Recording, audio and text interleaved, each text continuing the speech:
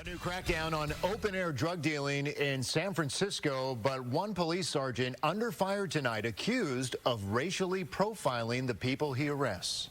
He's not targeting only, Latin or Hispanic drug dealers. He's targeting drug dealers who happen to be Latin or Hispanic, but arresting them for selling an illegal drug that is killing people. The San Francisco Police Officers Association defending that officer's record tonight. Good evening, everyone. I'm Mike Meebeck. And I'm Heather Holmes. We've learned the officers' accusers are looking to use a relatively new state law that prohibits convictions of people based on their race. New at 10 tonight, KTV's Amber Lee live in San Francisco after talking with the sergeant in question and a criminal defense expert.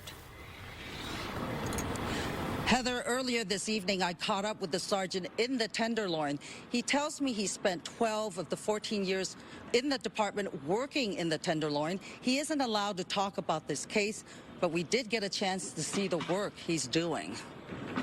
On this Thursday evening, San Francisco's war on drugs in action in the Tenderloin. Sergeant Daniel Solorzano is in plain clothes, working what's called a buy and bust. He's part of the team arresting a suspected drug dealer. He tells me off camera he loves his work, but he is now facing possible discipline, including being fired.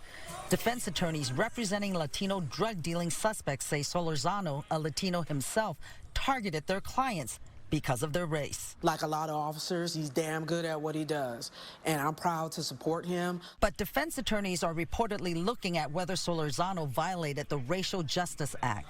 It prohibits criminal conviction of a person based on race or ethnicity. They are looking for records, including police reports, to investigate a possible pattern of bias. Their research found that Solorzano arrested dozens of people in the Tenderloin in a 2-year span.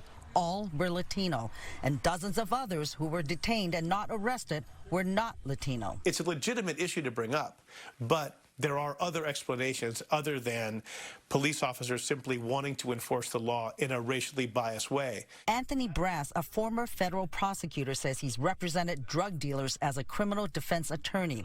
He says the people detained but not arrested are likely those buying and using drugs, and that drug sales in any given area are often controlled by one ethnic group. You're rarely going to get multi-ethnic cooperation in controlling drug dealing turf. I'm always calling about drug dealers. Rene Colorado lives and works in the Tenderloin. He says it's not biased policing just because all those arrested are Latinos. 99.9% of the drug dealers in the Tenderloin are Hispanics. They're immigrants from Honduras. Residents want to see police be more aggressive in the Tenderloin.